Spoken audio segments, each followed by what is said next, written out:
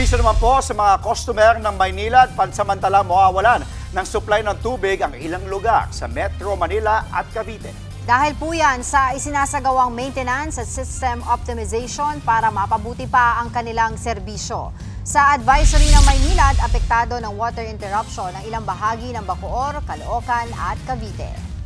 Mawawalan din ng tubig sa ilang bahagi ng Las Piñas, Makati, Manila, Malabon, Muntinlupa, maging sa Navotas, Parañaque, Pasay, Quezon City at Valenzuela City.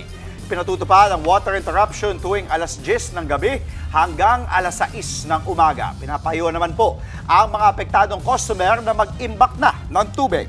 Mga kapatid, Andre Felix po, manatiling may alam pagdating sa mga mahalagang balita sa loob at labas ng bansa.